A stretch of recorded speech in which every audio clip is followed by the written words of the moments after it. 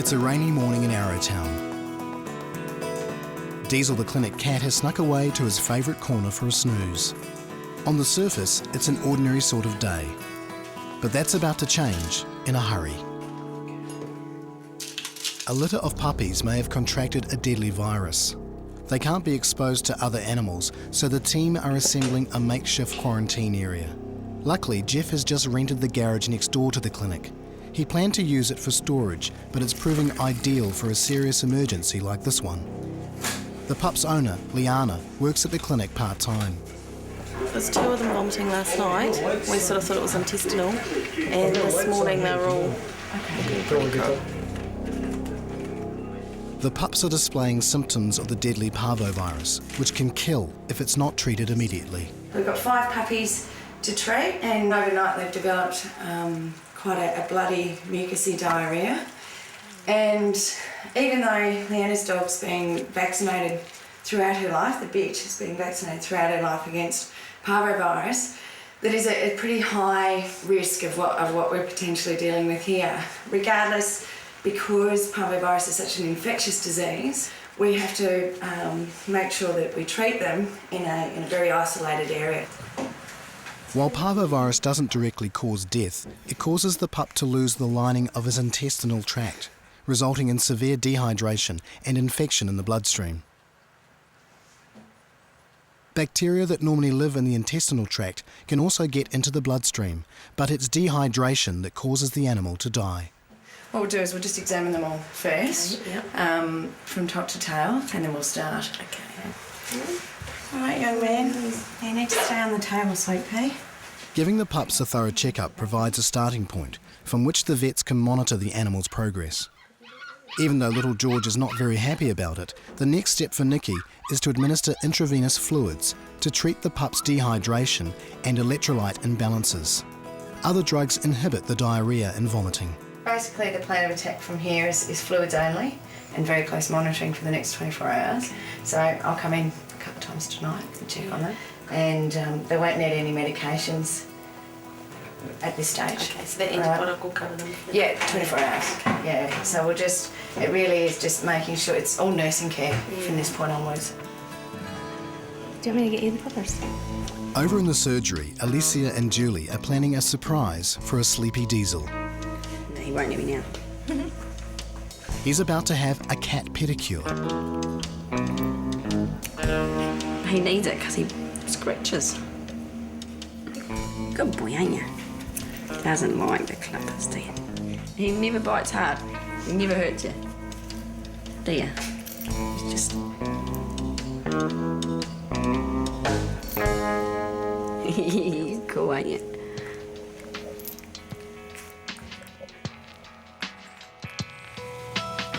Meanwhile, Jeff's been called to a farm just out of Arrowtown.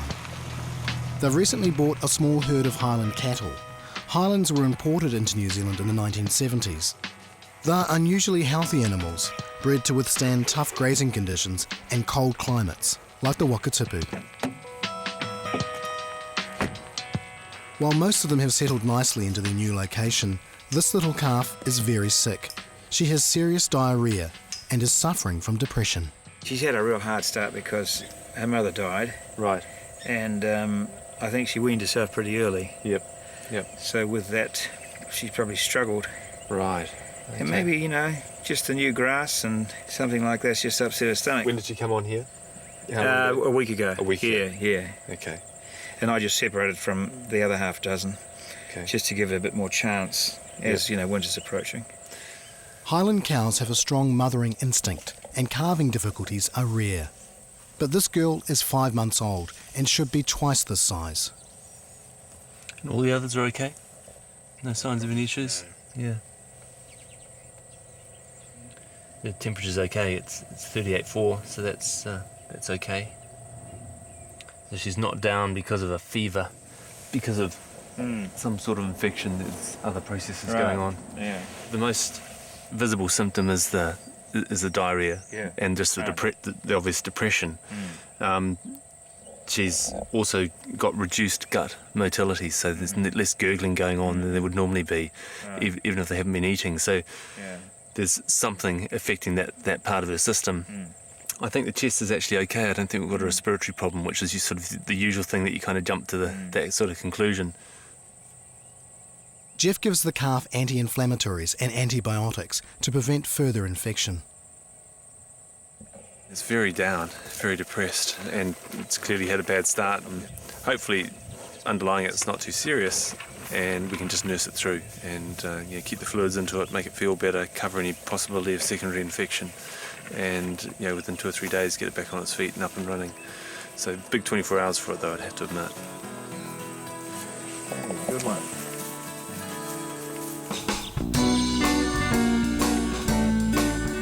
After yesterday's parvovirus alarm, Nikki's anxious to visit the Labrador pups. Hey guys! She called into the clinic twice during the night to check on them and to make sure that they were stable. And this morning, it's great news. You! I'm a bit happier this morning. You. This is all a good sign. Seeing some pretty bright and happy puppies that looks like they've done some reasonable damage to their drip lines overnight, which always when a puppy's bright enough to start playing with things around them, then you know they're on the mend. We just need to clean up their cages and check them all over. I mean, this guy's a prime example of a pup that's on the increase. It's just, God, it's so good to see them like this, because they so often go the other way, so this is just fantastic. So the plan today is we'll do what we can with these drip lines, but I think they'll probably all be coming out because I have a fair feeling they're going to all be destroyed. And we'll start them on some bland food today. And given how bright they are and how quickly they've recovered, I think it pretty much rules out parvovirus. I think we pretty safely say, judging from how these guys are this morning, we're not dealing with the nasty. So this is all good. Really, really good, actually. Isn't it? You monkey. Hey? They'll continue to monitor the pups for another 24 hours. If they continue to improve like this, they'll be going home tomorrow. Just 5 kilometres down the road, they're expecting a special delivery. The Equus Trust is a local organisation that takes on horses that nobody else wants. One horse in particular is a sad case. Spirit had a very tough life. In fact, he's a bag of bones. I have only carted one other horse in this state.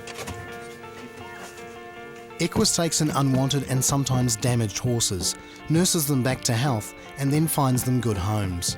It's one of Jeff's favourite charities, and he provides his services to the trust at a nominal charge. Hey, for his condition, he's still pretty alert, isn't he? And, really aware and interested in what's going on. For Spirit and his friends, being adopted by the trust is like relocating to paradise.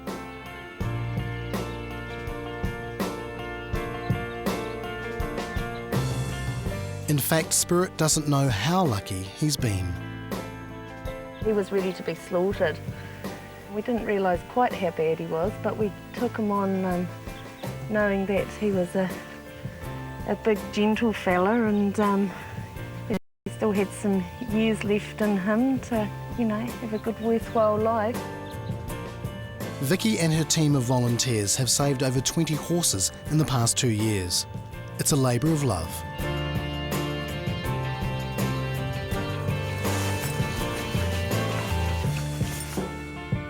They'll settle Spirit into his new home and provide the love which he has sadly been missing in his life.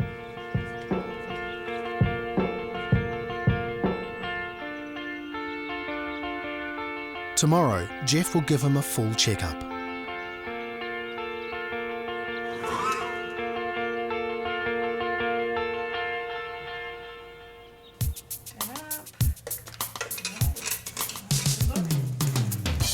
Back at base, Nikki and Julie are preparing Maddie the Spaniel for some dental work. She's so pretty. She is pretty. Cookers are great dogs. The clinic performs several cat and dog dentals each week. It's a subject Nikki feels strongly about. I think dental care is one of the most fundamental things in in cat and dog medicine and in their basic maintenance, really. You know, their teeth are required every day to be able to perform one of the most basic needs for survival, which is to eat. And one of the most common things that we see in otherwise healthy animals at, you know, the annual health check is the signs of dental disease. And certainly the commercially prepared diets that animals are on, you know, particularly the wet foods, you know, there's nothing in those foods to clean the animal's teeth, and even most of the dry foods on the market, they simply crumble. I mean, it's part of the whole quality of life thing, you know, looking after an animal into their old age, and, you know, if they've got healthy teeth, then they can just keep on going, really. You know, same as we'd like to keep our teeth till we're old. It's the same thing. With accommodation at the clinic getting tight, even Diesel's sharing a room with an unlikely flatmate, a Chihuahua. This is Diesel's friend Bailey.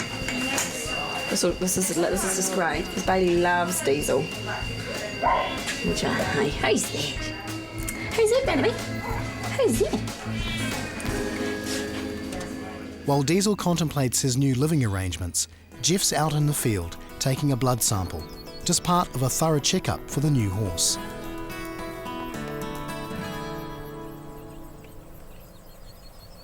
What have you called him, Vicky? Spirit is his name. Yeah. Yep. We all agreed that that when we looked at him and looked at his face, that you know, there was still a will there, and there was still a sparkle in the eye, and there was you know, there was hope. So we decided to call him Spirit. I must admit, if you just took this part of him and just watched his body language, he's actually, you know, he's there, isn't he? He's looking around, he's twitching. Yeah. Then you just look behind and you can't really believe what you're seeing. But I know. he No came to way. you blind, didn't he? You just got word that there was this horse. Absolutely. I've never seen anything this bad, but they're out there. Yeah, yeah. Jeff discovers that on top of his starvation, Spirit has a chest noise, some oedema, swellings on his side, and even worse, he has a noticeable heart murmur. Things aren't looking good for the big gelding. Well, a big part of me says don't get too attached, I think. He's got a big road ahead, but he's come to the right place. You know, Vicky's going to look after him, and I think that depending on what the bloods have to say and how he progresses over this next week, then, you know, it's a big time for him. There's nothing I see today that says he must be put to sleep now, and I think that's the important thing, that he's not in acute pain. So we've got some time up our sleeve to try and work on him, but he's definitely a big challenge. Big challenge. And back at the clinic, Nikki and Julie are facing a challenge of their own. This young lady made a bit of a mess in her cage. Whoops. A little bit of poo. And brought it to our attention by wiping it all over the window of the cage. And so we're just having a bit of an impromptu bath. For the full house today, cat pee and dog food. There's nothing glamorous about this job whatsoever. Nothing. Oh, poor Millie. I'm sure she's feeling extraordinarily indignant. The Labrador pups have passed the critical 48-hour stage. Nikki has ruled out parvovirus. So, bright as bright. Which is great. Just good. Certainly, this little one did a perfectly normal form stool this morning. These guys are still a little bit loose, but it's all starting to improve. No vomiting, fantastic appetites, drinking, and this is how bright they are. So this is really good. So, unless there's anything untoward happening, we don't need to see them again. Much as we'd love to. The other two. I know. You guys? Yes. Yeah. They've certainly kept us busy. They do. While the pups are heading home, Jeff's on his way to look at another case for the Equus Trust, a little donkey who's been abandoned. This here is Honky the donkey. He's got bad seedy toe in his feet, so he's a wee bit lame. Hey, sweetie. Honky's lameness is so pronounced that his previous owners were going to have him put down. But Jeff quickly discovers the root of his problem. He's got some pressure or some inflammation on the sensitive parts of the foot, because he has had there's got significant separation of the sole of the foot and the wall. So there's dirt getting up in there and sort of probably chronic infection persisting in that area. So we need to try and just sort of reshape the foot and try and minimise as much of that cavity as possible. I love their ears. By the time Jeff's reshaped his hoof, Honky's pretty much had enough for today. Oh, he's definitely worth persisting with. You know, just keeping on top of things, and he's, on the whole, he's got a nice nature, you know, he's a nice little guy. He's so lovely, isn't he? I think he's got a future. If we can just get his feet right, then he'll find a home in no time. Sure, absolutely. While Honky's story has a happy ending, they don't all work out that way. Later that night, Jeff's had another call from Vicky. This time it's Spirit, the gentle bag of bones. While he had been improving, the horse has suffered a serious setback. He hasn't eaten all day, he's lethargic, and he's even lost the ability to drink. He's been tapping away at the water bath with his foot, suggesting that he probably wants to drink. Maybe it's hurting him or something like that. You know, it's a big setback for him today because he hasn't had anything to eat or drink today, and already we see him, you know, withdrawing physically and, you know, energetically. You know, we got to that stage where we were that happy with him, and he's been bright and he's called out to us when we come to see him and meets us at the fence. His earlier starvation has left Spirit's body severely damaged. He's beyond repair, and it's up to Jeff to make the tough call. This is certainly something that we hoped wouldn't happen. Let's get a real curveball at this stage when he had been doing so well. It's a sad moment for Vicky and the other volunteers. We've all got very attached to him. At least they've given Spirit a few happy days at the end of a very tough life. He's got to have the will. Absolutely, You know, yeah. I mean, if he hasn't got the will, then it's not fair to Yeah, insist that he, you know, yeah. that he carries on.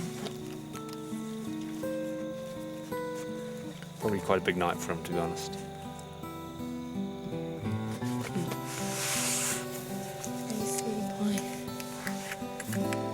Learning to take the sad moments with the happy ones becomes a big part of your life when you're a country vet.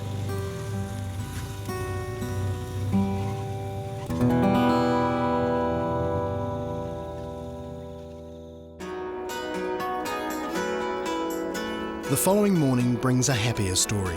Jeff and Nigella have called in to check on the little Highland calf. This little girl has bounced back and is ready to play with the rest of the herd. Well, I think you've made a spectacularly good recovery and a very rapid one. I'm pretty worried about her condition, you know, a few days ago, but things have turned around very quickly. So getting back to her normal self, which is nice. And I don't think we'll look back from here.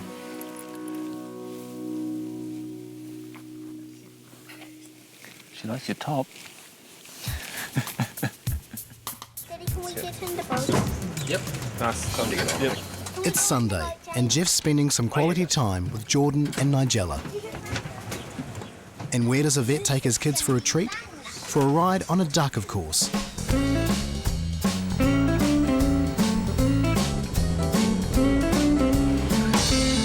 This machine is called a duck. It was built as a military vehicle in the 1940s.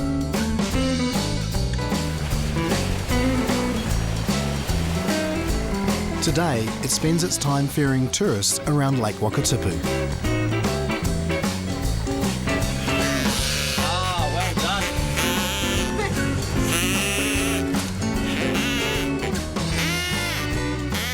And the ducks love it.